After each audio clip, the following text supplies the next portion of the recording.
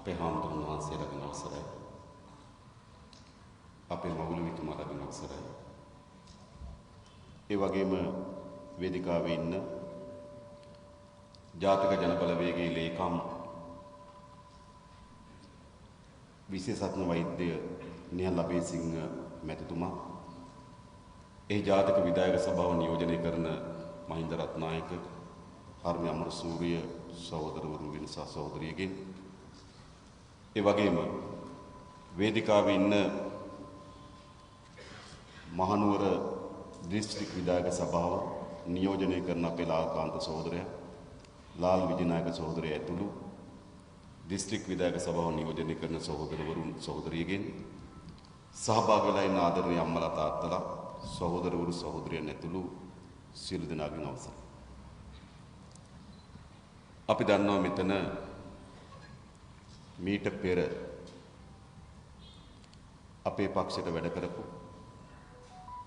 ජාතික ජනබලවේගය වෙනුවෙන් ඡන්ද ප්‍රකාශ කරපු අය ඉන්නවා. ඒ වගේම මීට පෙර වෙනත් පක්ෂවලට වැඩ කරපු, වෙනත් පක්ෂවලට ඡන්ද දීපු බොහෝ පිරිසකුත් මෙතෙන්ට එක් රැස් වෙලා ඉන්න බව අපි දන්නවා. ඒ කුමක් වෙනුවෙන්ද? සාමාන්‍යයෙන් මෙවැනි ජනතා පෙළගැසීම්, මෙවැනි ජනතා රැස්වීම් ආමන්ත්‍රණ සිදුවන්නේ මැතිවරණ කාලවකවානුවක. සාමාන්‍ය මැතිවරණ සිතියම දෙස බැලුවොත් ජනාධිපති ඡන්දයක් එන්න තව අවුරුදු 3කට ආසන්න කාලයක් තිබෙනවා.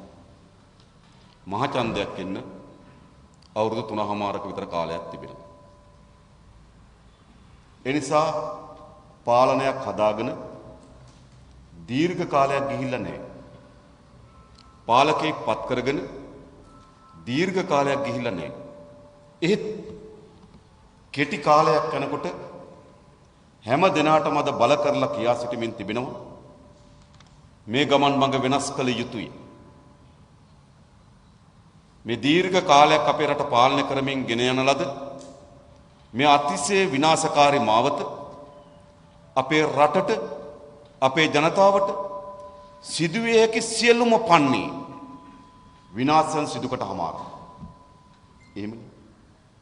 අපිට කාට හරි අතෝසෝලා කියන්න පුළුවන්ද සහෝදරයා මෙන්න මේ දිශාවෙන් අපි ජයග්‍රහණ අත්පත් කරගෙන තිබෙනවා. සහෝදරයා මෙන්න මේ දිශාවෙන් අපිට සුබදායි ප්‍රවෘත්ති තිබෙනවා, සුබදායි මාවතක් තිබෙනවා කියලා කාට හෝ කුමන ශේස්ත්‍රයක් පිළිබඳ කිව හැකිද? කිසිදු ශේස්ත්‍රයක් නෑ. සියලුම ශේස්ත්‍රයන් විශාල කඩාවැටීමකට සහ අනතුරුකාරී විනාශයකට අද මුහුණ දෙමින් තිබෙනවා. දැන් එනම් අපිට බල කරලා තියෙන කුමක්ද? මේ විනාශකාරීත්වයේ ගමන් මඟ තව දුරටත් අපි ඉදිරියට පවත්වාගෙන යනවද? එසේ නැතිනම් මේ ගමන් මඟ වෙනස් කිරීම සඳහා අපි සූදානම් විය යුතුද? අපි හිතනවා හෘද සාක්ෂියක් තිබෙන අපි කිසිවෙකුට තව දුරටත් මේ විනාශකාරී ගමන අපේ රටත්, අපේ රටේ ජනතාවත් ඇදගෙන යාම සඳහා ඉඩ නොයුතු බව, ඉඩ නොදිය යුතු බව. අන්න ඒ වෙනුවෙන් අපි මේ ජනතාව ඒකරාශී කරන්න, සංවිධානය කරන්න ජාතික ජන බලවේගය ගොඩනගලා තිබෙනවා.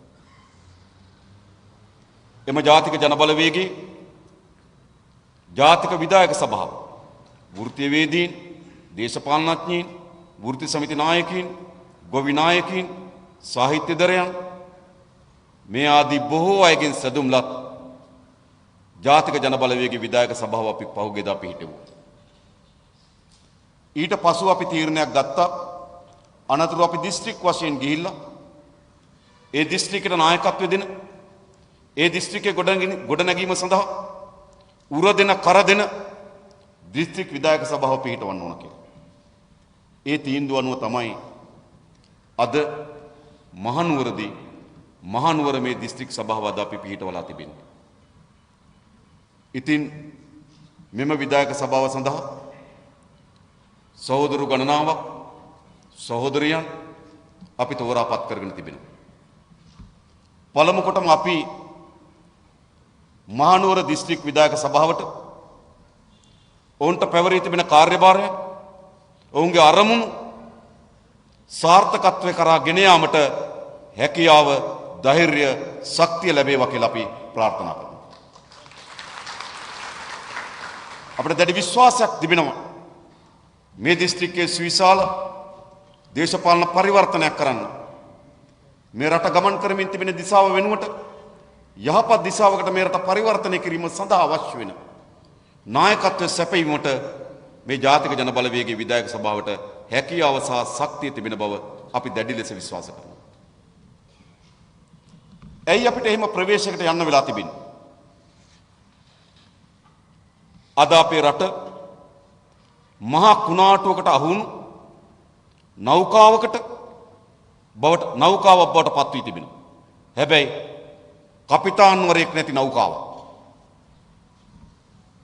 මොකද්ද මේ රට සිදුවී තිබෙන්නේ? ආර්ථිකයේ සිදුවිය හැකි සියලුම විනාශයන්ට අද අපේ රට මුහුණ දී තිබෙනවා. කොතරම් විනාශයක්ද? කන්ටේනර් 1500කට වඩා වැඩි ප්‍රමාණයක් වරාය හිර වෙලා තිබෙනවා. කඩේ ලුණු හිගය, මිරිස් හිගය, කිරිපිටි පොලිම, සීනි හිගය ඇති වෙමින් තිබෙනවා. අත්‍යවශ්‍ය ආහාර ටික ආනයනය කරගන්න බැරි වෙච්ච රාජ්‍යයක්. අනිත් පැත්තේ අත්‍යවශ්‍ය ආහාර ටික නිෂ්පාදනය කරගන්න බැරි වුණු රාජ්‍යයක්. ඒකනේ. එක පස්සකින් අපි සමත් වී යුතු තිබුණා අත්‍යවශ්‍ය ආහාර ටික නිෂ්පාදනය කරගන්න. එසේ නැතිනම් අපි සමත් වී යුතු තිබුණා අත්‍යවශ්‍ය ආහාර ආනයනය කිරීම සඳහා ඩොලර් රුපියල් ගන්න. දෙකම නැහැ. මොකද නිෂ්පාදනය කරන්න බැරි රටක්ද? මෝසම් දෙක වර්ෂාවක් තිබෙනවා. නිර්දිග මූසම සහ ඊසාන දිග මූසම.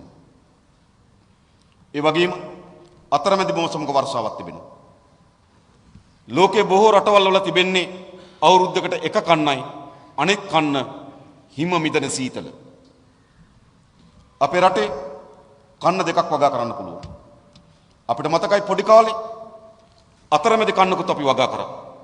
මහා කන්නේ ගොයන් කපලා ඉවර වෙලා ඒ ලියද්ද නැවත අහලා මුං වැපරුවා, උඳු වැපරුවා, කවුපි හිටෙව්වා. එහෙම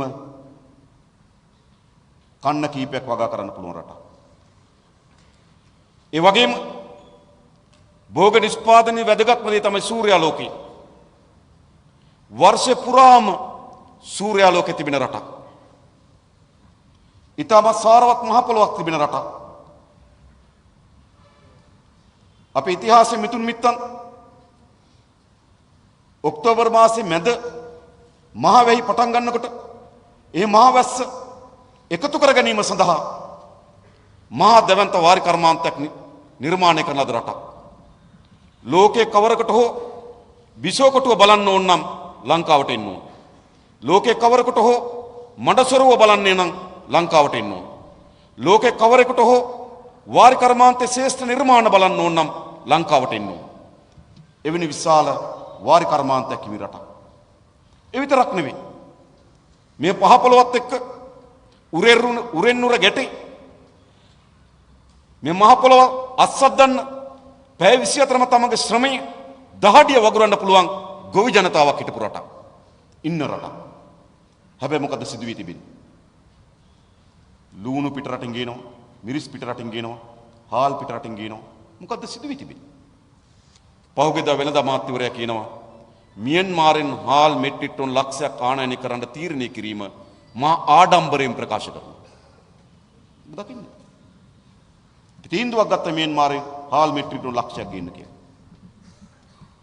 අඩුම තරමේ රටේ මූලික ආහාර ටික නිෂ්පාදනය කරගන්න බැරි වෙච්ච රාජ්‍යයක් අපි ඉදිරියේ තිබෙනවා. කිරි නිෂ්පාදනය ගත්තොත් අපේ රටේ කිරි නිෂ්පාදනය ඉතාමත් යෝග්‍ය රටක්. පාකිස්තාන, ඉන්දියාව වගේ රටවල් වල මූරා වර්ගයේ හරක් අපේ රටේ අනුරාධපුර, මොනරාගල, හම්බන්තොට ආදී ප්‍රදේශවල ඇති කරන්න පුළුවන්. ඩෙන්මාර්කේ, නවසීලන්තේ, ඕස්ට්‍රේලියාවේ පර්සියන් වගේ හරක්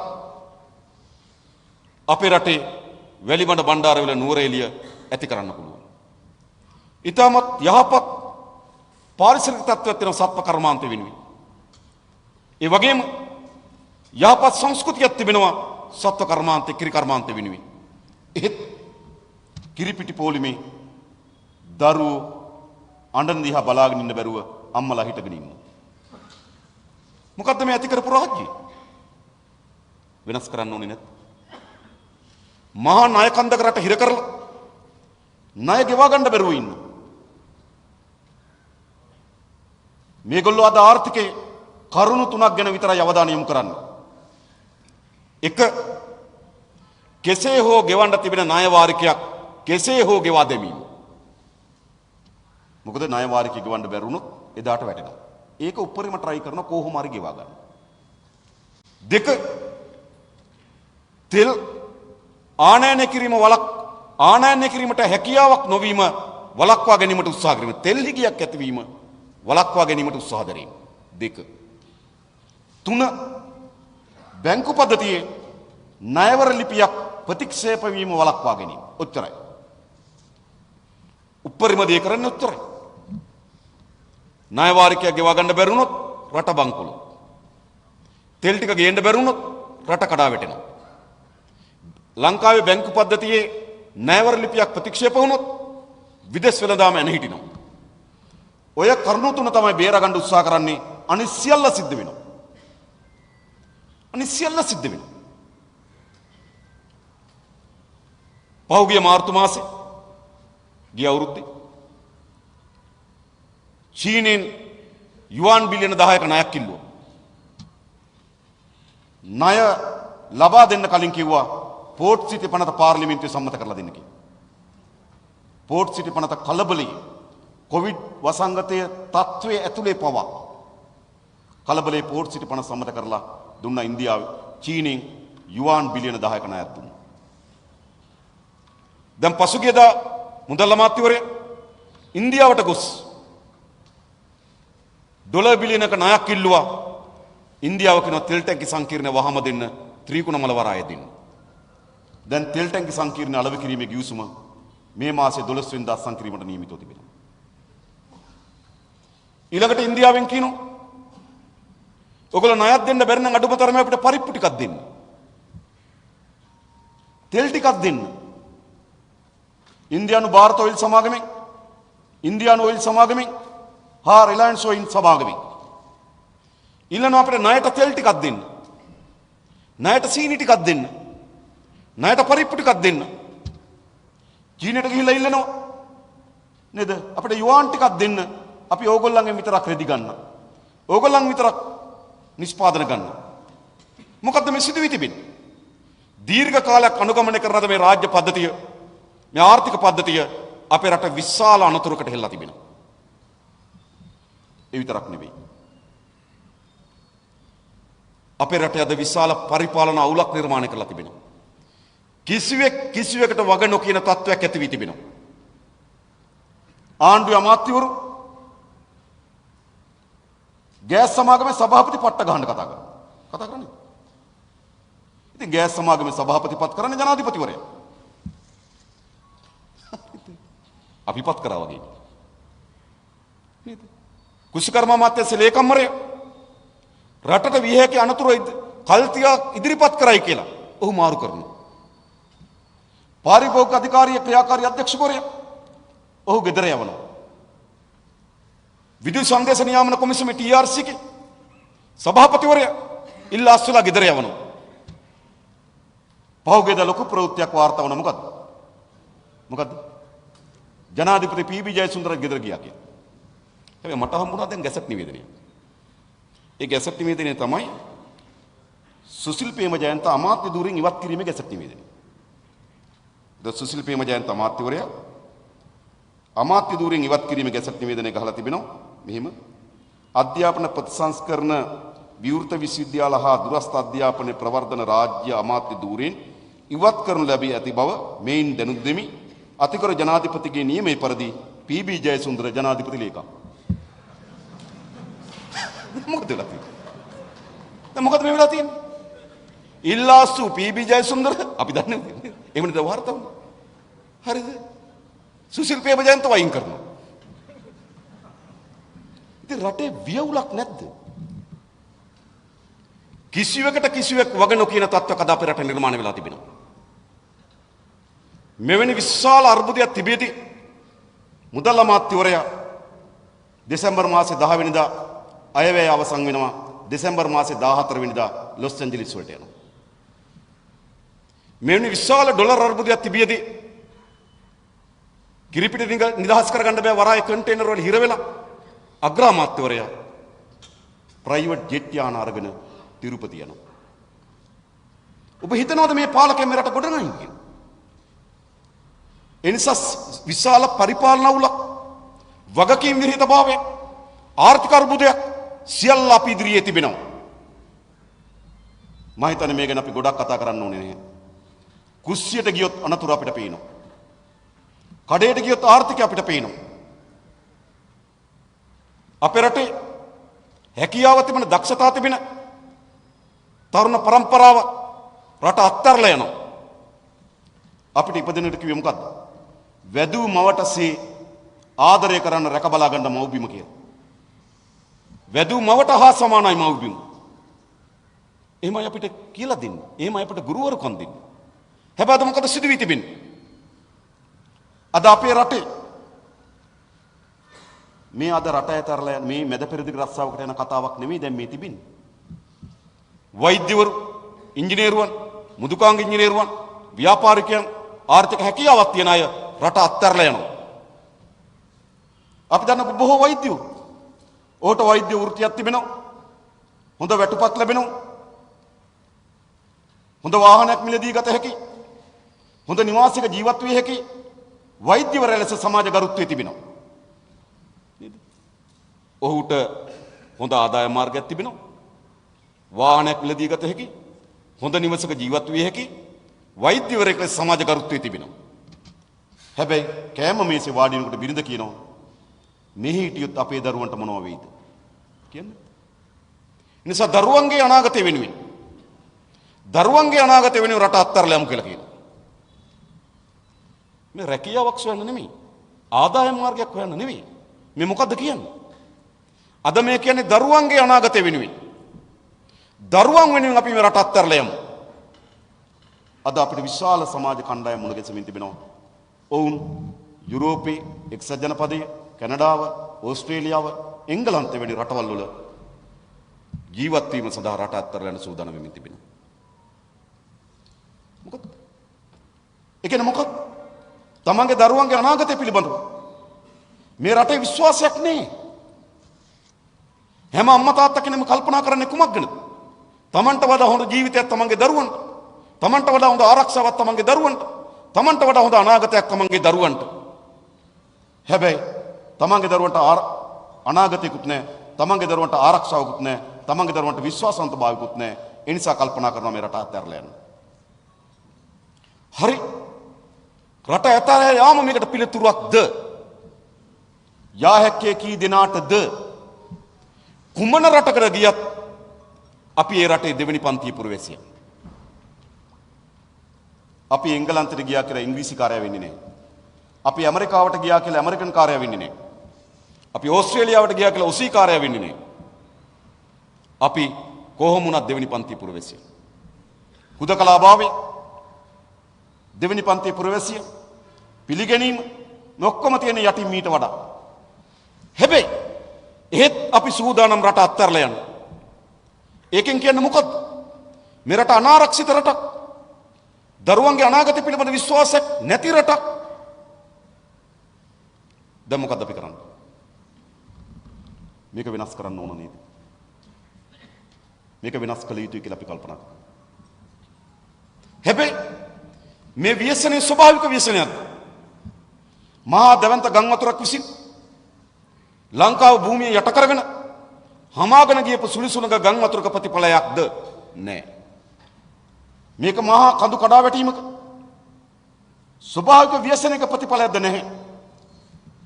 මේක සෑම දියැලක්ම, සෑම ජලාශයක්ම, මහ පොළොවේ සෑම ජල සීරාවක්ම හිඳීම සඳහා ආපු වියලි කාලගුණක ප්‍රතිඵලයක්ද? නියගයක්ද? නෑ. එහෙනම් මේක මොකක්ද? මේ අර්බුදය ස්වභාවික ව්‍යසනයක ප්‍රතිඵලයක් නෙවෙයි. මේ ව්‍යසනය අපේ රටේ පාලකයන් විසින් ඇති කරන ලද ව්‍යසනයක්. මේ ව්‍යසනය ස්වභාවික ව්‍යසනයක් නොවේ. අපේ රටේ පාලක කණ්ඩායම් විසින් ඇති කරන ලද ව්‍යසනයක්. එහෙනම් මොකද්ද මෙතන තිබෙන්නේ? අපේ රට දීර්ඝ කාලයක් තිස්සේ අනුගමනය කරන ලද ආර්ථික දේශපාලන ප්‍රතිපත්තියේ ගමන් මගේ ව්‍යසනයක් මේ අපි ඉදිරිපිට තිබෙන්නේ. දැන් අපේ රටේ ජනතාවත් අපි සියලු දෙනා නිශ්චිත සම්දිස්ථානයකට අවිලා තිබෙනවා. මේ සම්දිස්ථානයේ මාර්ග දෙකක් තිබෙනවා. එක මාවතක් මේ විනාශකාරීත්වයේ අගාධය කරා කැඳවාගෙන යන මාවත. පැරණි මාවත. යල්පිනු මාවත. අසාර්ථක මාවත. නේද? ඒ ඕනෑම වර්ගයේ බෝඩ් එකක් ගහගෙන යන්න පුළුවන් මාවතක් තිබෙනවා. පැරණි අසාර්ථක මාවත. තව අපි ඉදිරියේ මාවතක් තිබෙනවා. හැබැයි දුෂ්කරයි, අභියෝගාත්මකයි. හැබැයි අපේ රටේ අනාගතය නිර්මාණය කරන මාවත ජාතික ජන බලවේගයට ඔබ ආරාධනා කරන මාවත. කුමන දුෂ්කරතා මැදිය හෝ කුමන අභියෝගතා මැදිය හෝ අපි ආරාධනා කරන්න මේ රටේ පොදු ජනතාවට ඔබ ආයුතු මාවත අප ඔබ කැඳවාගෙන යන මාවත අන් කවරක්වත් නෙවෙයි.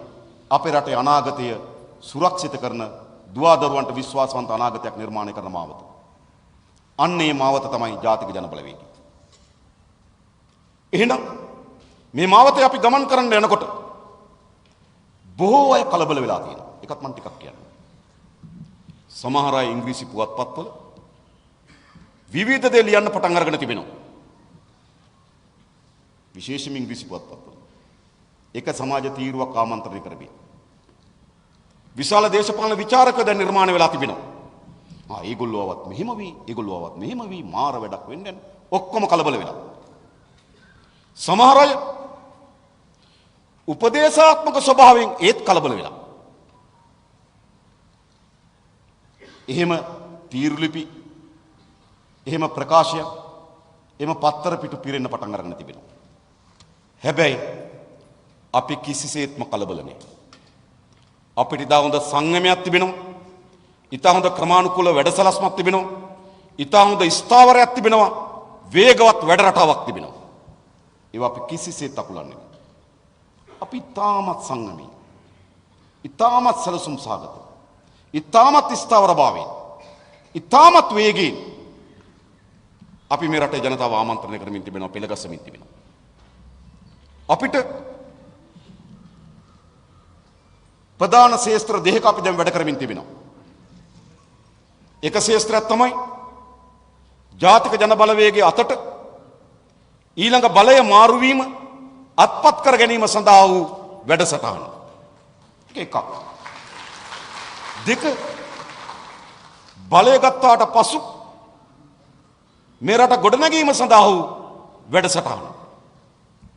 අපි මේ දෙකේම එකිනෙකට නොදැනීම පරිදි දෙකටම සමබර තබමින් ප්‍රවේශමින් සංයමී ක්‍රමානුකූලව ස්ථාවරව වේගවත් වැඩ කරනවා. ඉතින් සමහර අය කලබල වෙනවා. අරුම පුදුම දෙයක් නෙවෙයි. සමහර අය කලබල වෙනවා.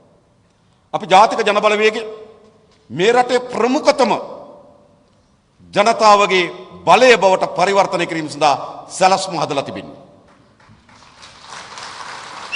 අපි ටිකක් අපි ප්‍රමාද වුණා. ඒ උනේ නිකන් නිසා නෙවෙයි, කොවිඩ් වසංගත තත්ත්වය. අපි එකිනෙකාට එක්රැස් වෙන්න, එකිනෙකාට මේ විදිහට සාකච්ඡා කරන්න අපි යම් කාලයක් බාධා කරලා තිබුණා.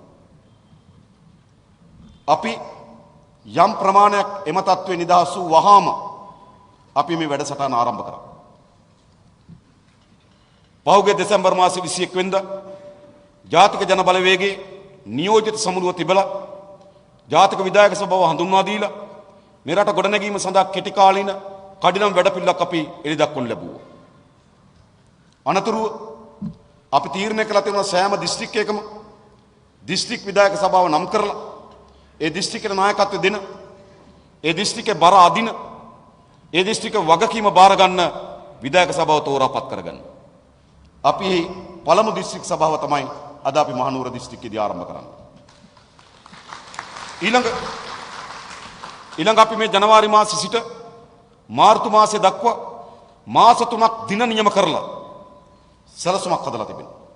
අපේ ලාල්කාන් සහෝදරයා කිව් පරිදිම අපිට එන දුරකථන ඇමතුම් වලින් අපිත් එක්ක කතා බහ කරන අයගෙන් ගොඩාක් වෙන අදහස් සහ සමහරට විවේචනාත්මක චෝදනාත්මක අදහස් තමයි සහෝදරයා ඔයගොල්ලෝ උඩ ඉන්න බව පේනවා, ටීවී එකෙත් දකිනවා, පාර්ලිමේන්තුවෙත් දකිනවා, කොළඹ වැඩසටහන් වලිත් දකිනවා. හැබැයි ගමේ කවුරුත් නැහැනේ. ගමේ මදිනේ. හැබැයි පෝස්ටරයක් වදිනවා කවුරු හරි ඉන්නවා ඒත් පේන්නේ. කොහොමද කියනවා? සෝදර කවුරු හරි ඉන්නවා. හැබැයි දේශපාලන කියන්නේ මොකක්ද?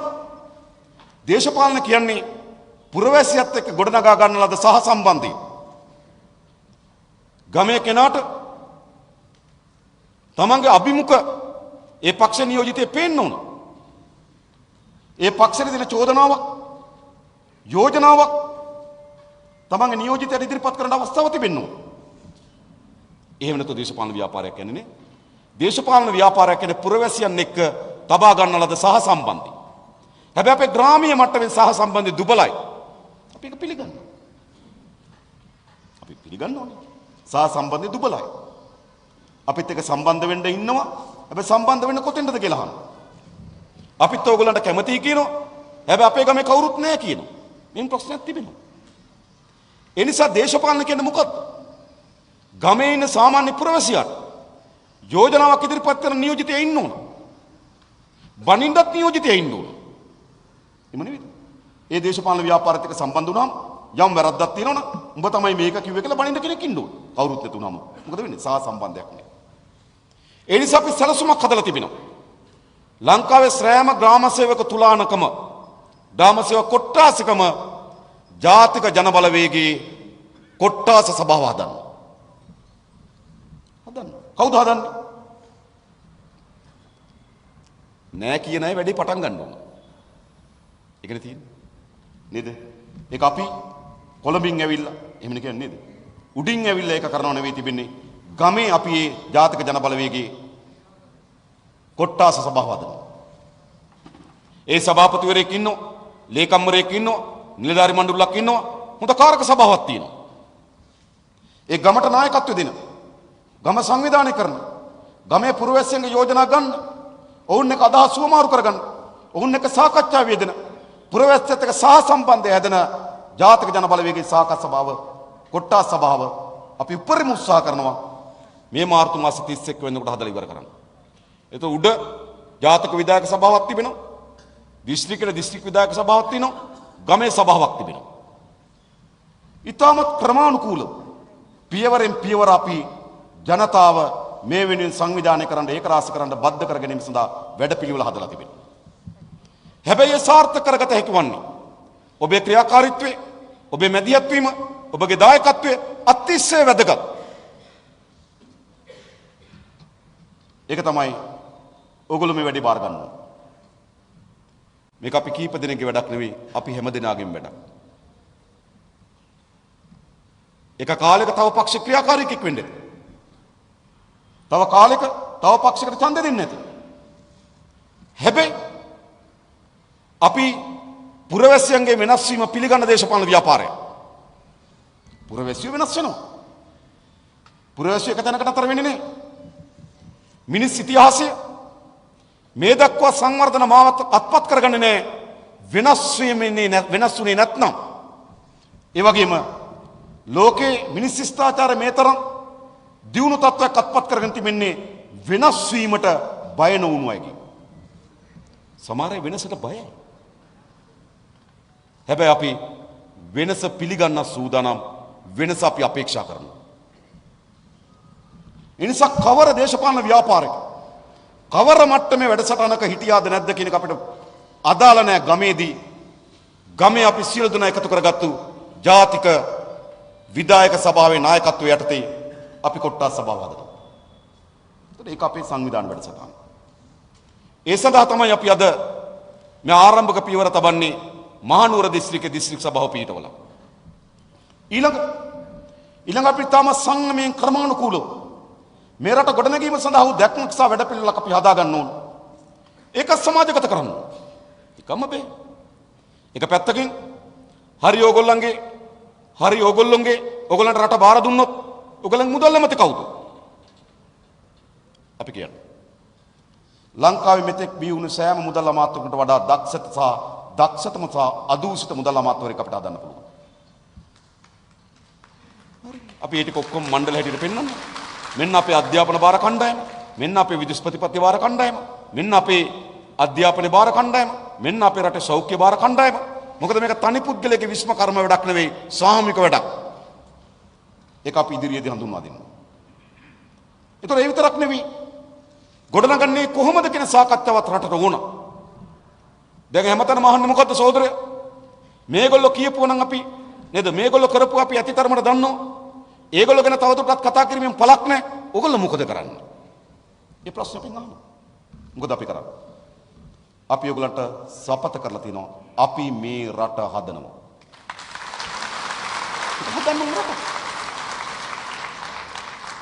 හදන්න හැදී හැකිවන්නේ කරුණු කීපය සම්පූර්ණ කළ යුතුයි. වේගෙන් සම්පූර්ණ කළ යුතුයි. එක මේ රට ගොඩනගන්න නම් අදූෂිත පාලනයක් අවශ්‍යයි. අදූෂිත පාලනය. අපේ රට මේ අර්බුද නිර්මාණය කරන්න ප්‍රධාන හේතුවක් මේ දූෂණය. මම මේ දූෂණය කියලා කියන්නේ කාර්යාලයේ ලිපිකරුවා හාප් සීට් කොලයක් අරන් ගෙදර යන එක නෙවෙයි. පොලිසිය මහත්තයා නේද? ඉතින් ට්‍රැෆික් රාලාමි ඒක නෙවෙයි. එහෙම නැත්නම් ගෝජන සේවා මධ්‍යස්ථානයේ මුරකරුව උදැල්ලක් අරගෙන යන එක නෙවෙයි. ඒවා ආර්ථික ප්‍රශ්න විසින් ඇති කරලාද දෙයි. ලෝකේ රටවල් විනාශ කරලා තිබෙන්නේ පාලකයා දූෂිතෙක් වුණාම. පාලනය දූෂිතෙක් වුණාම. තීන්දුව తీරන ගණු ලබන කෙනා දූෂිතෙක් වුණාම. අපේ රටේ මේ ඇතිවෙච්ච විනාශයේ ප්‍රධාන පංගුවක් පාලකයා දූෂිතෙක්, පාලනය දූෂිතෙක්. මම මේක හිටපු අගමැතිතුමාට මූණටම කිව්වා පාර්ලිමේන්තුවේ. ඔබතුමාට චීන සමාගම් වලින් 2015 ඔබතුමාගේ මැතිවරණ ව්‍යාපාරයට ඩොලර් මිලියන 6.5ක් ලබා දීලා තිබෙනවා. මා ගාව චෙක්පත් තියෙනවා, අංකක් තියෙනවා. එතුමා කිව්වා. හරිද? ඉතින් පාලකයෙක් දූෂිතෙක් වුණාම, පාලනයක් දූෂිතෙක් වුණාම රටකට මේ ඉරණමත් වෙනවා. ඒ නිසා අපි පළමු කොටම මේ දූෂිත පාලනය වෙනුවට අදූෂිත පාලනයක් ස්ථාපිත කරනවා. එය කළ හැකි වන්නේ අපට පමණක් බව අපි ඔබට සාතික කරනවා. පසුගියදා පාර්ලිමේන්තුවේදී එක අමාත්‍යවරයෙක් නැගිටලා කිව්වා අනුර ඔයාට දූෂිතයන්ට දඬුවම් දීමේ බලය තිබ්බා කිව්වා. මම නැගිටලා කිව්වා ඒ බලය මට තිබ්බනම් ඉස්සරහා පෙළිය කවුරුත් අද නැහැ කියලා. ඒක කියන්න පුළුවන් වෙන මොකක් නෙවෙයි. මා දූෂිතයෙක් නම් මට ඒක කියන්න බෑ. එහෙමනම් මා පව්වද ඇතුළේ. අන්න ඒක කියන්න පුළුවන් අදූෂිත පුද්ගලයන්ට හා අදූෂිත දේශපාලන ව්‍යාපාරයන්ට විතරයි. ඒක අපි ඔප්පුකට තිබෙනවා. අපි ඔප්පුකට තිබෙනවා. අපි මේ රටේ මහජනයාගේ ධනය නාස්ති නොකර තිබෙන බවත් වංචාවට ලක් නොකර තිබෙන බවත්. ඒ නිසා අපේ රටේ මේ දූෂිතභාවයෙන් ගලවා ගන්න නම් ඒ කල හැකි වන්නේ ජාතික ජන බලවේගයට පමණයි. අපි ඒක කරනවා. ඊළඟ අපේ රටේ සංවර්ධනයේදී ප්‍රජාතන්ත්‍රවාදී අතිශය වැදගත්. මේ විවස්ථානුකූල ඒකාධිපතිත්වයක් නිර්මාණය කරනවා. සුසිල් ප්‍රේමජයන්ත නේද? එක පැහැම් පාරෙන් ගෙදර යවනවා. මා දැක්ක මාධ්‍ය වාර්තා කළා තියෙනවා. අගමැති මහින්ද මහත්මයා කියනවා එයාට කිව්වේ සිරන්ති කියලා. ඒක රටේ අමාත්‍යවරයෙක් තමන්ගේ දූරෙන් එළියට වැටෙනවා. අයින් කරනවා. අයින් කරපුවම රටේ අග්‍රාමාත්‍යවරයා කියනවා මටත් ඒක කිව්වේ නෝනා කියලා. මොකද වෙන්නේ? ඉතින් එහෙනම් මෙතන නැද්ද විවස්ථාව තුල තනි ඒකාධිකාරී බලයක් නිර්මාණය වෙන්නේ නැද්ද? නිර්මාණය වෙලා තිබෙනවා. මෙතන කිසි සාමූහිකත්වයක් නිර්මාණය වෙන්නේ නැහැ. තනි කෙනෙක්ගේ තමන්ගේ ඔළුවේ ඇතිවෙන මනස්ගත සිතුවිලි ක්‍රියාත්මක කරන අධිකාරී බලයක් තිබෙනවා. තමන්ගේ ඔළුවේ ඇති වෙන මනස්ගත සිතුවිලි යලකන්නේ තීන්දුවක් කරගෙන මහ කන්නේ කාබනික පොහොර වගාව. මොකද කරලා තිබෙන්නේ? විශාල ව්‍යසනයක් ඇති කරා. මට පේරාදෙණිය විශ්වවිද්‍යාලේ කුෂිකර්ම විද්‍යා පීඨයේ ජ්‍යෙෂ්ඨ මහාචාර්යවරයෙකුට මම කතා කරලා ලැබුවා මේ ප්‍රශ්නේදී. එතුම මට කිව්ව එකයි යලකන්නේ මේ තීන්දුව අරගෙන මහ කන්නේ මේක වෙනවනම් ඒගොල්ලෝ දීර්ඝ කාලයක් ඉගෙන ගත්තු ඒවත් දැන් දරුවන්ට උගන්වන ඒවත් ඔක්කොම බොරු කිව්වා. ඒකත් හරිනේ. හරිද? මේ ඔක්කොම බොරු කිව්වා. හැබැයි තනි කෙනෙක්ගේ ඔළුවේ පළපදියම් වෙන එවැනි මනස්ගත සිතුවිල්ල මහා ආර්ථිකයක් මහා ජන ජීවිතයක් අනතුරට හෙළනවා. මේ විවස්ථාවෙන් ඇති වෙලා තියෙන බලය. ඒක පැත්තකින් සුසිල් ප්‍රේමජන්තලා පාඩම් ඉගෙන ගත යුතුයි. ඒ බලය ඔවුන්ම අතොසවා තමයි 20 වෙනි සංශෝධනය සම්මත කරලා දුන්නේ. මා ඒ වෙලාවේදී පාර්ලිමේන්තුවේදී කිව්වා අද මේ 20 වෙනි සංශෝධනයට අතොසවන ඔබ තමයි පළමුවෙන්ම මෙහි ගොදුර වෙන්නේ කියලා. ඔය තියෙන්නේ. ඔය තියෙන්නේ. මේ කියලා තියෙන්නේ. පළමුවෙන්ම මෙහි ගොදුර වෙන්නේ. එහෙනම් මොකද්ද ඕනකම තිබෙන්නේ? අපේ රටේ ව්‍යවස්ථාව තුළ මේ ඇති වී තිබෙන නිර්මාණය වී තිබෙන ඒකාධිපති ස්වභාවය අයින් කරන්න ඕන. ප්‍රජාතන්ත්‍රවාදී ජනතාව හවුල් වෙන ජනතාව තෝරාපත් කරන නියෝජිතයට තමන්ගේ පළාතේ තමන්ගේ ගමේ ජනතාවගේ අදහස පාර්ලිමේන්තුවේදී කැබිනට් මණ්ඩලයේදී නිදහසේ සාකච්ඡා කරන්න ඉඩක් ලැබෙන්න ඕන. සුසිල් ප්‍රේමජයන්ත ගැන වෙන ප්‍රශ්න තියෙනවා. හැබැයි ඔහු නේද පොළට ගිහිල්ලා එළවලු ගැන කිව්වා. ඒක සාධාරණයි. මොකද ප්‍රශ්නේ? වැඩියෙන් කිව්වේ නෑනේ ගත්තු ගන්න කියලා තියෙනවා. මම ඒකත් බැලුවා. හරිද? මොකද්ද මේ? ජනතා නියෝජිතය කියන කවුද? ජනතාව තෝරාපත් තමන් තෝරාපත් කරගන්න ජනතාවගේ අදහස පාර්ලිමේන්තුවේදී කැබිනට් මණ්ඩලයේදී ආණ්ඩුවට ඉදිරිපත් කරමින් ඒ අදහස ක්‍රියාත්මක කර ගැනීම තමයි ජනතා නියෝජිතයගේ වගකීම. හැබැයි මේ ව්‍යවස්ථාව විසින් මොකද සිදු කර තිබෙන්නේ? ජනතා නියෝජිතයගේ ජනතාව පිළිබඳ වගකීම අත්හැරලා තිබෙන්නේ. ජනතා නියෝජිතය වග කියන්නේ ජනාධිපතිවරයාට. ජනතා නියෝජිතය වග කියන්නේ නෑ ජනතාවට. අපි වෙන වෙනම ඇහුවා. අනුරාධපුරේ, පොළොන්නරුවේ, මොනරාගල, හම්බන්තොට, කුරුණෑගල ආදී ගොවි දිස්ත්‍රික් වලින් තෝරාපත් කරගෙන ආපු ආණ්ඩුව නියෝජනය කරන മന്ത്രിවරගෙන් අපි ඇහුවොත් කාබනික පොහොර වැඩේ කොහොමද? ඒක නම් මහා පිස්සුවක් කියනවා. ඒ අපිට ජනාධිපතිතුමාට අපේ දිස්ත්‍රික්කයට නැගලා යනවා මාරයි කියනවා. එයි මේ ව්‍යවස්ථාව විසින් නිර්මාණය කරලා තිබෙන්නේ ජනතාවට වග කියන ජනතා නියෝජිතයෙක් නෙවෙයි පාලකයාට ජනාධිපතිවරයාට වග කියන ජනතා නියෝජිතයෙක්. ඒ නිසා මේ ව්‍යවස්ථාව සංශෝධනය කරන්න ඕන. අපි උත්සාහ කරනවා අලුත්ම ව්‍යවස්ථාවක් අපේ රටේ ජනතාවගේ ජන සහභාගීත්වයක් ජනතා නියෝජිතයාගේ ගෞරවය සහ ඔහුගේ වගකීමත් ඉටු කළ හැකි නව ව්‍යවස්ථාවක් පිළිබඳව අපි කල්පනා කරනවා. ඕනේ නැද්ද? අපේ රට 1948 ඉඳන් දැන් ගත වෙලා තියෙන අවුරුදු 73ක්. මේ අවුරුදු 73 ඇතුලේ 1977 වෙනකම් එන 48 ඉඳන් 77 වෙනකම් අවුරුදු 29ක් ගමන් කරලා තිබෙන්නේ නේද?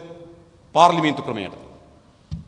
හැබැයි 78 සිට දැන් ගත වෙච්ච දීර්ඝ කාලයක් අපේ මේ රට ගමන් කරමින් තිබෙන්නේ මේ ඒකාධිපති ස්වරූපය සහිත විධායක ජනාධිපති ක්‍රමයට. එයත් අපේ රටේ මේ ආර්ථික අර්බුදයන්ට මේ කඩාවැටීමට මේ නීතිය විධානයේ ආධිපත්‍ය බිඳවැටීමට විශාල කාර්යයක් ඉටු කරලා තිබෙනවා. ඒ නිසා මේ රට ගොඩනගනවා නම් ප්‍රජාතන්ත්‍රවාදී කඳවුරු ශක්තිමත් වෙන ප්‍රජාතන්ත්‍රවාදී විවිධයන් ශක්තිමත් වෙන පුරවැසියාගේ ප්‍රජාතන්ත්‍රවාදී අයිතිය ශක්තිමත් වෙන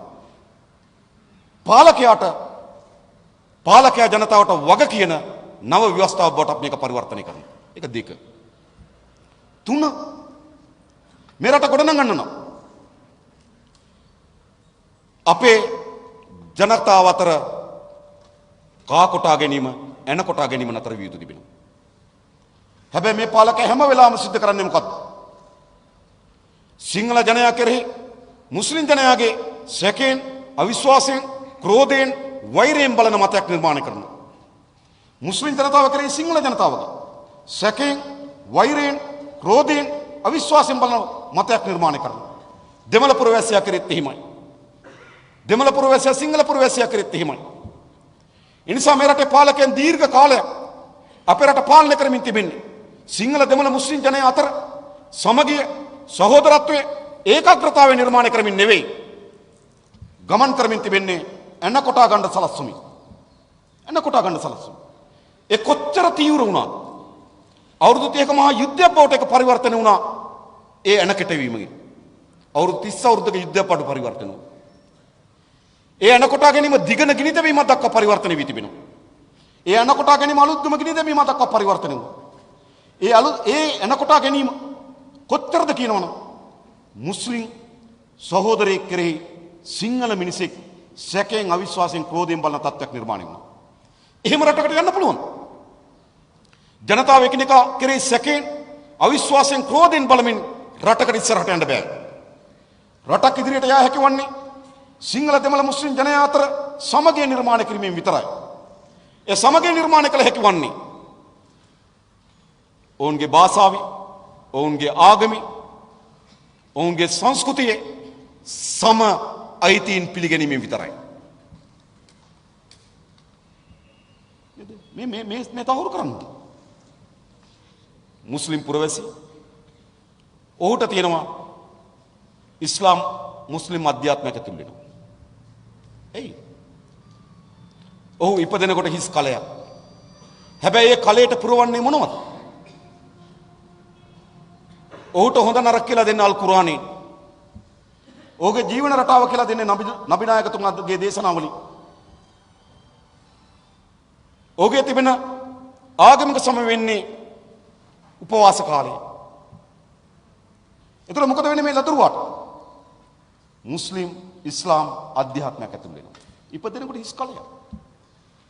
බෞද්ධ පරිසරයක හැදෙන දරුවට ඉපදෙන හිස් කලයක්. ඔහුට හොඳ නරක කියලා දෙන ජාතක කතාවේ. ඔහුට හොඳ නරක කියලා දෙන ජාතක කතාවේ. ඔහුගේ ලොකුම උත්සවය වෙන්නේ පන්සලේ තියෙන වෙසක් උත්සවය, පොසොන් උත්සවය. ඉස්සර නම් බොහෝ විට ගෙදර කාරවුලක් කරදරයක් ඇති වුණොත් ගමේ හාමුදුරන් වහන්සේ ඇවිල්ලා තමයි උපදෙස් දෙන්න, අනුශාසනා දෙන්නේ. පුරවැසියන් බලා ගන්න. ඒතර මොකද සිද්ධ වෙන්නේ? ඒ පුරවැසියට සිංහල බෞද්ධ අධ්‍යාත්මයක් ඇතුල් වෙනවා. එනිසා අපි එකිනෙකාට තමන් ඉපදෙන පවුල් පසුබිම, තමන්ගේ සමාජ පසුබිම විසින් සංස්කෘතියක් අධ්‍යාත්මයක් ඇතුල් කොට තිබෙනවා. හැබැයි පාලකයා විසින් මොකද කරන්නේ? මේ අධ්‍යාත්මය කූද්දලා කොටවනවා. එන කොටා ගන්න තත්ත්වයකට පත් කරනවා. සිංහලයට දේශනා කරනවා සිංහල අනතුරුයි කියලා. මුස්ලිම් කෙනාට ගිහිල්ලා කියනවා මුස්ලිමිනි අනතුරුයි කියලා. හැබැයි මොකද වෙලා තින්නේ? අපි ඔක්කොම දීර්ඝ කාලයක් අනතුරුයි. දැන් අපි මේ රට ගොඩනගන්න ඊළඟ පියවර අනිවාර්ය ලෙස ජාතික සමගිය නිර්මාණය කළ යුතුයි, සහෝදරත්වය නිර්මාණය කළ යුතුයි. එන කොටා ගන්න රටවල් ලෝකෙ දියුණු වෙලා තිබෙනවා. රටේම පුරවැසියන් එකිනෙකා කෙරේ සැකයෙන් ක්‍රෝධයෙන් වෛරයෙන් බලන රටවල් ඉස්සරහට යන්න යන්නේ. හැම කෙනාම සහෝදරත්වයෙන් තමගේ මාතෘ භූමිය මේ රට ගොඩනැංවීම දෙමළ මුස්ලිම් සිංහල ભેදකින් තොරව අපි හැමදෙනාටම පැවරී තිබෙන වගකීම සහ යුතුයකමක් ලෙස කල්පනා කරන මනෝභාවයක් හදන්න පුළුවන්කම තිබෙන හැම පුරවැසියටම මේ රටේ Taman පුරවැසියෙක් කියලා තේරුම් ගන්න පුළුවන් වෙන සමාජ පරිසරයක් නිර්මාණය කළොත් විතරයි. ඒ අපි කරමු. ඊළඟ මේ දේශපාලකයා උඩුමහලේ සිට බිමට බස්සන්න ඕන. මේ දේශපාලකයා කියන වරප්‍රසාදලත් දේශපාලකයෙක්. නීතියට යටත් නැහැ. දේශපාලක නීතියට යටත් නැහැ. නීතියට වඩා උඩින් ඉන්න දේශපාලකයෙක්. අසල්වැසි රටවල වල අගමැතිවරු හිරේ ගියා. පාකිස්තානයේ හිරේ ගියා. ඉන්දියාවේ තමිල්නාඩුවේ මහමැතිනි හිරේ ගියා. ඒ වගේත් හොඳම නෙවෙයි. නමුත් යම් තාක් කරේ තියෙන අපේ රට හිරවේ ඉන්න අයත් එළියට එනවා. දේශපාලනය. මේක සිද්ධ වෙන්නේ. එනිසා අපේ රටේ දේශපාලනේ වරප්‍රසාදලත් වෘතිය. උඩුමහලේ ඉන්නේ. පුරවැසියට වඩා උඩින් ඉන්නේ. පුරවැසියට වඩා උඩින් ඉන්නේ කොහොමද දේශපාලකයා? මේක වෙනස් කරන්න ඕන. එතන මේ දේශපාලකලා දී තිබෙන අධිවරප්‍රසාදිත තත්වය ඉවත් කරන්න ඕන. අද දේශපාලකයා කියන අධිවරප්‍රසාදිත තත්වය මේ ඉවත් කළ යුතුයි. විශ්‍රාම වැටුප, නිල නිවාස නේද? අද වාහන පර්මිට් හිටපු ජනාධිපතිතුරු බලා ගන්න එක මේ ඔක්කොම නතර කරන්න ඕන. නතර කරලා උඩුමහලේ සිට දේශපාලකයා ජනතාව සමග බිමට බහින්න ඕන. බැහැලා පුරවැසියන්ට කියන්න ඕන. මොකද අපේ රට කඩා වැටුණු රටක්, බිඳ වැටුණු රටක්. මේ රට ගොඩනගන්න නම් අනාගත අපේ දරු පරම්පරාවේ වෙනුවෙන් මේ රට ගොඩනගන්න නම් මේ පරම්පරාව යම් කැපකිරීමක් කළ යුතුමයි. එසේ නැතුව මේ රට ගොඩගන්න බෑ. අපි හැමදෙනාම ස්වාමික පොරබැදීමක් කරන්න. හැබැයි අපි හැමදෙනාම ස්වාමික පොරබැදීමක් කළ හැක්කේ කෙසේද? ඒ කළ හැකි වන්නේ දේශපාලකයා වරප්‍රසාද අධි වරප්‍රසාදිත තැන ඉඳන් බිමට බැස්සුත් විතරයි. එහෙම නැතු පුරවැසිය එනවත්. ඩොලර් හෙගියක් තියද්දි ජෙට් අරගෙන නේද? ප්‍රයිවට් ජෙට් අරගෙන තිරුපති වන්දනා කරන්න යන නායකයන්ට කියන්න පුළුවන්ද ජනතාව කැප කරන්න කියලා? එහෙම කියන්න බෑ. එහෙනම් පුරවැසියට ඒත්තු ගන්නන්න ඕන. මේ පාලනය මේ පාලකයා බිහි වී තිබෙන්නේ අපි වෙනුවෙන්. ඔහුගේ වරප්‍රසාද අයින් කරන්න ලෑස්ති. අන්න එහෙම සංඥාවක් පුරවැසියට දෙන්න ඕන. එහෙම වුණොත් අපි සාමූහිකව මේ රට ගොඩනගන්න පුළුවන්. ඒ නිසා අපිට කවර ආර්ථික වැඩපිළිවෙල තිබුණත් වැඩක් නැහැ මේ මූලික කරුණ අපිට කරන්නේ නැත්තම්. අදූෂිත පාලනය, ප්‍රජාතන්ත්‍රවාදී පාලනය, ජාතික සමගිය, උඩුමහලේ සිට බිමට බස්සන ලද දේශපාලකයන්. මේ කරුණු හතර අනිවාර්යයි. එසේ නැතු කොච්චර ආර්ථික සුරංගනා කතා කිව්වත් පළක් නැහැ. මේවා සිද්ධ වෙනවා නම් ආර්ථිකයක් ඉස්සරහට යන්නේ නැහැ. සමාජයක් ඉස්සරහට යන්නේ. ඊට පස්සේ අපේ ආර්ථික වැඩපිළිවෙල අපි සාකච්ඡා කරමු. අපි දැන් ඉදිරිපත් කරලා තිබෙනවා. උගලට යෝජනා දෙන්න පුළුවන්. උගලට අදහස් දෙන්න පුළුවන්. හැබැයි අපේ ආර්ථික වැඩපිළිවෙල අපි අත් නොහරින අරමුණක් තිබෙනවා. අපේ ආර්ථික වැඩපිළිවෙලේ අපි අත් නොහරින අරමුණ තමයි අපි විශ්වාස කරන අපේ රටේ නිෂ්පාදන උඩට ගින්න. අපේ රටේ සම්පත්, අපේ රටේ ශ්‍රමිකයන් මේ ටික හොඳින් අපේ රටේ හොයාගෙන දෙන තාක්ෂණය, නව දැනුම, නව විද්‍යාව මේ උපයෝග කරගෙන අපේ රටේ නිෂ්පාදනය උඩට ගේන්න. ඊළඟ මේ නිෂ්පාදනයේට පුරවැසියන් හවුල් වෙන්න ඕන. අපේ රටේ නිෂ්පාදනයේ පුරවැසිය විතං කරලා තියෙන අයින් කරලා තිබෙන්නේ. රටේ ආර්ථිකයට පුරවැසියන්ගේ සම්බන්ධයක් නැහැ. සම්බන්ධ වෙන්න විදිහක් නැහැ. පුරවැසියන්ගේ ආර්ථිකෙන් විතං කරලාද මිනිස් දූවිලි ටිකක් තියෙනවා. උන් ආර්ථිකයත් එක්ක සම්බන්ධයක් නැහැ. ආර්ථිකයත් එක්ක සම්බන්ධයක් නැතුව ප්‍රතිලාභයක් එන්නේ නැහැ. ග්‍රාමීය ජනතාවගේ අතිශය දුප්පත් භාවයක් තිබෙනවා. දුගී භාවයක් තිබෙනවා. ඒ දුගී භාවය පියමන් කළ හැකි වන්නේ ග්‍රාමීය ජනතාව මොනතරම් ප්‍රමාණයකට අපේ ආර්ථිකයත් එක්ක සහසම්බන්ධයක් හදා ගන්නවා. ආර්ථිකයත් එක්ක සම්බන්ධ නොවි ඒ ජනතාවගේ ජන ජීවිත උඩට ගින්න බෑ. සූර්යවැවට ගියොත් ලංකාවේ ලොකුම පාර හම්බ වෙනවා. බේස්ලයින් පාරටත් වඩා ලොකුයි. බැලුමට සංවර්ධනයක් තියෙනවා. හැබැයි පාසල් ඇරලා දරුවෝ අඹකට තියාගෙන ඒ පාර අයින විකුණනවා. ඒකනේ මොකක්ද? ජනතාවත් එක්ක සම්බන්ධ නොවන ආර්ථික සංවර්ධන සලස්ම. අපේ ආර්ථික සංවර්ධන සලස්මේ ප්‍රධාන දේ තමයි ජනතාවගේ ග්‍රාමීය ජනතාවගේ ජන ජීවිත උසස් කිරීම. කෙසේද උසස් කරන්නේ? ග්‍රාමීය ජනතාව කොළඹට කැඳවලා නෙවෙයි. ලෝකේ හැම රටක්ම මුහුණ දීපු අර්බුදයක් තමයි නාගරික ජනාවාසකරණය. ෂැන්හයි ගියත්, බීජිං ගියත්, දිල්ලි ගියත්, ඩකා වලට ගියත් ලෝකේ හැම රටක්ම මුහුණ දුන්න නාගරික ජනාවාසකරණය. ග්‍රාමීය ජනය දසලක්ෂ ගණන් ගම් අත්තරලා නගරයට කේන්ද්‍රගත වුණා. චීනයේ ෂැන්හයි ගත්තොත් ආසන්න වශයෙන් වර්ග කිලෝමීටර් 8500. ලංකාවේ භූමියෙන් 8න් එකක් වගේ. හැබැයි ජනගහනය නම් මිලියන 24ක්. වර්ග කිලෝමීටර් 8500ක ජනගහනය මිලියන 24ක් ඉන්නවා. මොකද වෙලා තිබෙන්නේ? චීනයේ එක යුගයක ග්‍රාමීය ජනය ගම් මැත්තලා නගරවලට කේන්ද්‍රගත වුණා. ඉතින් ලෝකේ හැමතැනම නාගරික ජනාවාසකරණ කියන අර්බුදයක්. හැබැයි අපිට ඒ අර්බුදය ආවේ නෑ. අපේ රටේ අදත් ජනතාව ජීවත් වෙන්නේ ගමේ. කොළඹ ගොඩක් තැන්වල විශාල මහල් නිවාස හැදුවට අපි ස්තුතිවන්ත වෙන්න ඕන ගමේ අය ඇවිල්ලා මහල් නිවාස ගත්තේ නෑ. ගත්තේ නෑ. තියෙන කෙනෙක් තව ඇත්තට අපේ රටේ නිවාස කියන්නේ පදිංචි නෙමෙයි ව්‍යාපාරය. ගෙයක් අරන් දානවා පස්සේ විකුණනවා. එනිසා මොකද වෙලා තිබෙන්නේ? අද දින 3-4ක නිවාඩුවක් આવොත් කොළඹ කඩයක් නෑ. තේක බොඩ කඩයක් නෑ. ඔක්කොම ඉන්නේ ගමේ. එනිසා මොකද්ද අපේ සංවර්ධන මාවත වෙන්න ඕන? ගමේ තියලා ගමේ ජනතාවගේ ආර්ථික තත්ත්වය ජීවන තත්ත්වය උසස් කරන්න ඕන.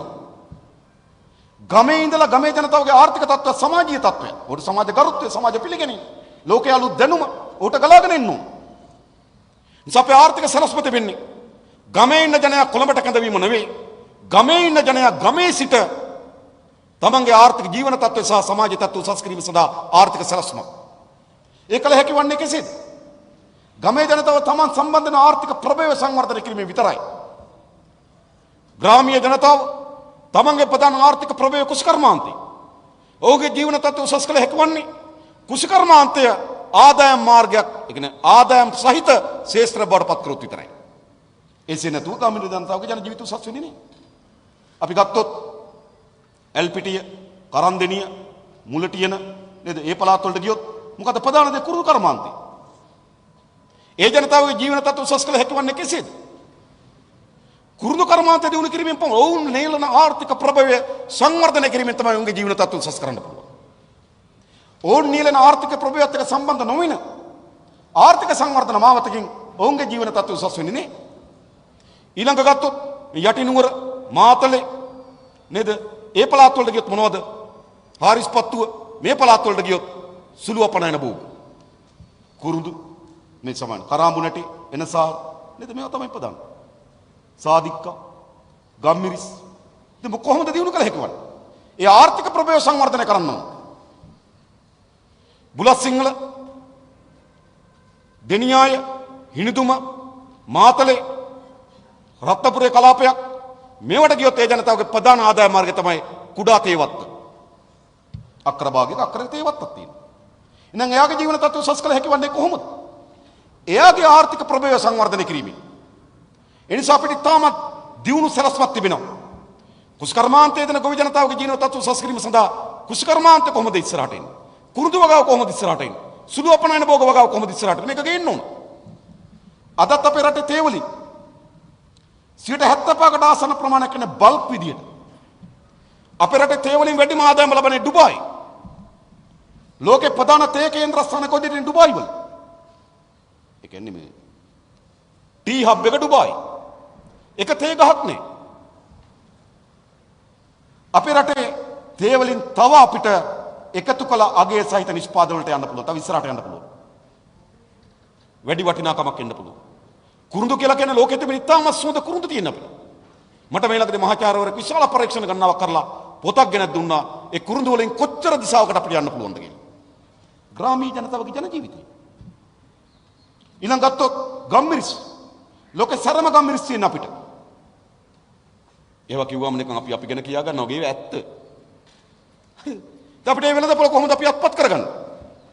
අපේ තානාපති සේවය විශාල පරිවර්තනයක් ලක් කරන්න ඕන. අපේ තානාපති සේවයට ලොකු වැඩ නැහැ. ඇමරිකාවේ තානාපතිනිට ලංකාවේ තියෙන ආණ්ඩුව හදන්න තියෙනවා, පෙරලන්න තියෙනවා, බලාගාර ගන්න තියෙනවා. අපේ තානාපතිට ඇමරිකාවේ ඒවා තියෙනවා. ඒව නැහැනේ. එහි පක්ෂ හදන්න, පක්ෂ කඩන්න, බලාගාර ගන්න ඒව නැහැ. අපිට තියෙන ලොකු මාකටිං ප්ලෑන් එකක් හදන්න ඕන. අපිට ලෝක වෙළඳපොලේ භාණ්ඩ වලින් නිෂ්පාදනය වෙළඳපොලක් අත්පත් කරගත හැකි වන්නේ කාර්මික තාක්ෂණ භාණ්ඩ වලින් නෙවෙයි. අපිට ෆෝන් හදලා ලෝක වෙළඳපොලේ පංගුවක් අත්පත් කරගන්න බෑ. චීනේ ෆෝන් එකක් තියෙනවා. හදන්න යනවා ඩොලර් 7ක්. හැබැයි ඒගොල්ලෝ අපනයනය කරන්නේ ඩොලර් 6මාරට. නිෂ්පාදන වියදමට අඩුවෙන් ඒගොල්ලෝ ෆෝන් එක විකුණනවා. හැබැයි චීන රජය අපනයනය කරන හැම ෆෝන් එකටම ඩොලර් එකක් ගෙවනවා. කොම්පැනිය ඩොලර් 7ක් යනවා හදන්න, විකුණන්නේ 6මාරට. ආණ්ඩුවෙන් ඩොලර් එකක් දීපුවම 7මාරයි ඩොලර් භාගයක් ලාභයි. අපිට ෆෝන් හදලා තරම් කරන්න පුළුවන්. අපිට කාර් හදලා තරම් කරන්න පුළුවන්. ඔය මොකද ෆොක්ස්වැගන් කුලිය පිටිය. ඒ වගේම බෑ. අපිට ආවේනික නිෂ්පාදනයෙන් ලෝක වෙළඳපොලේ පංගුවක් අපි අත්පත් කර ගැනීම සඳහා සලස්මක් හදන්න ඕන. ඒ සඳහා අවශ්‍ය වෙන උම්මාදයක් අපේ රටේ නිර්මාණය කරන්න ඕන සුළු හා මධ්‍ය පරිමාණ ව්‍යවසායකයා. ග්‍රාම සේවක කොට්ටාස 14යි තිබෙන්නේ. 14000ක් විතර තිබෙනවා. මේ ග්‍රාම සේවක කොට්ටාසක එක සුළු හා මධ්‍ය පරිමාණ ව්‍යවසායකයෙක් හැදුවා. ඒට රැකියා 10ක් 15ක් නිර්මාණය කරන්න පුළුවන් නම් අපිට පුළුවන්කම තිබෙනවා විශාල රැකියා අවස්ථා නිර්මාණය කරන්න නිෂ්පාදනය ඇතුලේ. හැබැයි අද රැකියා අවස්ථා නිර්මාණය කරන්න ප්‍රාදේශීය ලේකම් කාර්යාලය ඇතුලේ. ගියපුවම කීයක් ඉන්නවද? සමහර නිලධාරීන්ට කියලා තියෙන ඉඩ නැහැ එන්න එපා බදාදට විතරක් එන්න කියලා. එහෙම නේද? ගොඩක් ඉන්නේ බදාදට විතරක් එන්න. ගණන් දැන්වල කිව්වා. මොකද්ද මේ වෙලා තියෙන්නේ? ඒ නිසා මේ නිෂ්පාදන සම්බන්ධ රැකියා නිර්මාණය කිරීම අපේ සැලැස්මක් හැටියට තිබෙනවා. ඒ වගේම අපිට විශාල අමුද්‍රව්‍ය නැහැ. ඒකත් අපි තේරුම් ගන්නවා. ගෑස්, ගල් අඟුරු, රත්තරන් නිදි, තුත්තනායක නිදි, තඹ නිදි, තෙල් නිදි තියනවා කිව්වට නෑ නේද? අපිට කැමති මේවා දැම්ම ගන්න නැති එක. ගත්තොත් ඒක પરම්පරා ගන්නකට විකුණලා ඉවර කරනවා. හරිද? දැන් අපිට එහෙම සම්පත් නැහැ. අපේ ප්‍රධාන සම්පත මානව සම්පත. මේ මානව සම්පතක ලෝක වෙළඳ පොළ අත්පත් කරගන්න පුළුවන් විශාල පංගුවක් තිබුණා මුදුකාංග වෙළඳ පොළ. ඒක විශාල පංගුවක්. ආණ්ඩුව සැලසුමක් හදලා තියෙන ඩොලර් බිලියන 5කට. හැබැයි ඩොලර් බිලියන 1.5 දෙකේ තමයි තාම තියෙන්නේ. අපිට දැන් ඩොලර් බිලියන 15කට යන්න පුළුවන් විභවයක් තියෙනවා මුදුකාංග වෙළඳ පොළේ. ඒකට අවශ්‍ය තාක්ෂණය.